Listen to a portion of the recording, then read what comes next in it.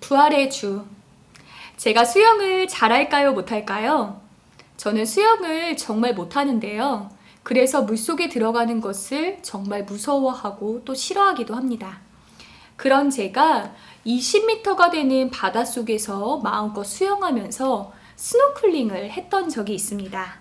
그 이유는 첫 번째, 튼튼한 구명조끼가 저를 물에서 둥둥 뜰 수 있게 도와주었고, 두 번째는 안전요원들이 바로 제 옆에서 저를 바라보며 지키고 있었기 때문입니다.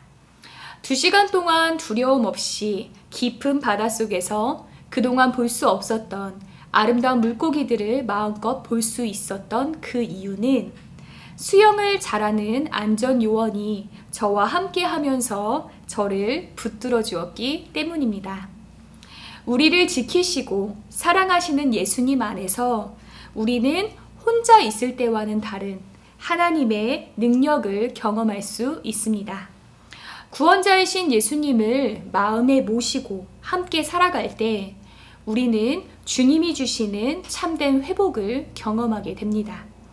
예수님을 믿으면 죄로 인해서 망가진 우리의 몸과 마음과 영혼, 삶의 모든 것이 회복이 됩니다.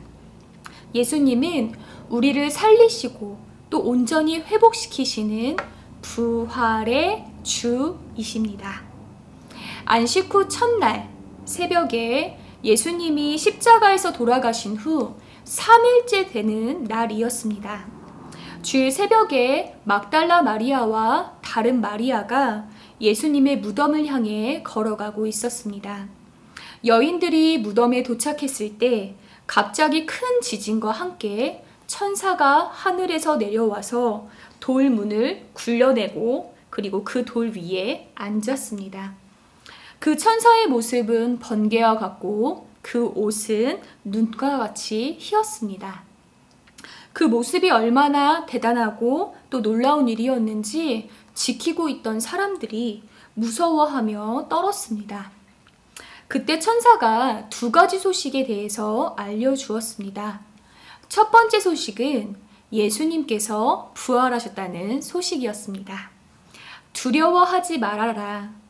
나는 너희가 십자가에 달리신 예수를 찾는 줄 안다. 그는 여기에 계시지 않다. 그가 말씀하신 대로 그는 살아나셨다. 여인들은 예수님의 부활 소식을 전하기 위해서 달려가기 시작했습니다. 그리고 제자들을 찾아가는 그 길에서 부활하신 예수님을 직접 만나게 되었습니다. 다시 살아나신 주님, 그분을 다시 만난 여인들의 마음은 얼마나 놀랍고 또 기뻤을까요? 두 번째 소식은 제자들이 갈릴리에서 예수님을 다시 만날 것이라는 소식이었습니다. 왜 갈릴리일까요? 갈릴리는 예수님께서 제자들을 부르셨던 곳입니다. 사람을 낚는 어부로 제자들을 부르셨던 예수님은 부활하신 이후에 다시 제자들을 만나기 위해서 갈릴리로 가십니다. 예수님의 제자들은 십자가에서 못 박히신 예수님을 배신하고 뿔뿔이 흩어졌습니다.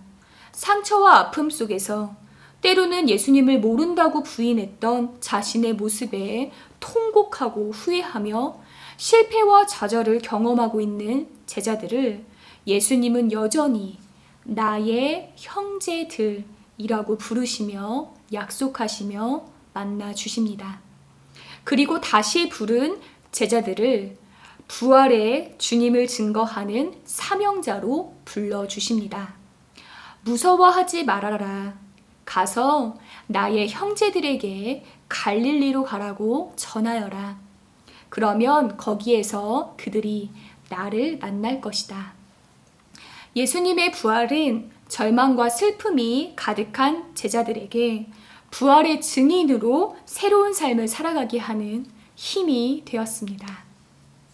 저에게는 어렸을 때부터 20년 동안 친하게 지냈던 친구가 있습니다. 어린 시절 1년 반 정도 서로에게 쓴 편지와 일기장이 15권이 되는 것 같아요. 몇 년 전 친구가 많이 아파서 그 친구를 위해서 기도했었던 적이 있습니다. 그리고 그때 친구가 써주었던 모든 글들을 다시 한번 읽어보았습니다. 편지에는 친구의 글이 이렇게 적혀 있었습니다.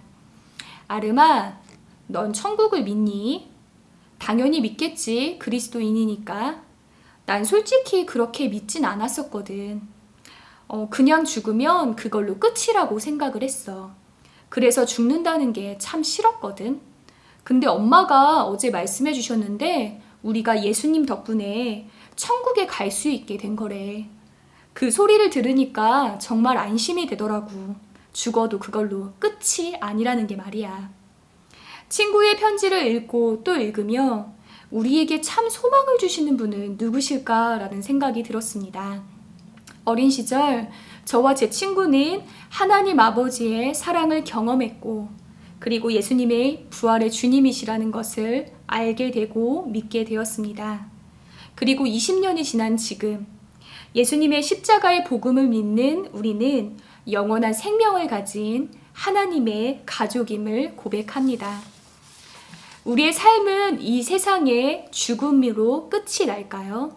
아니면 예수님께서 말씀하신 대로 죽음을 넘어 부활과 영생의 삶이 있을까요?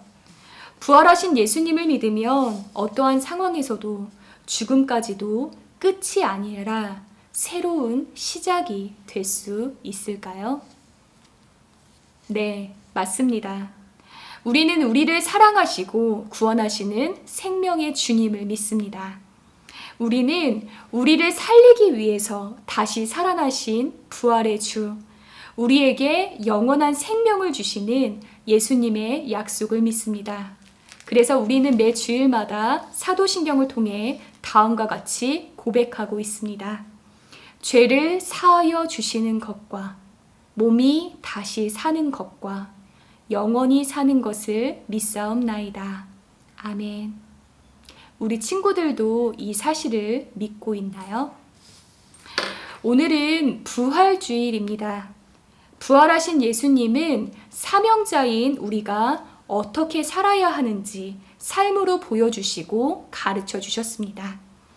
우리는 예수님의 부활의 증인으로 사람을 사랑하고 살리는 예수님의 사명자로 살아갈 수 있어야 합니다.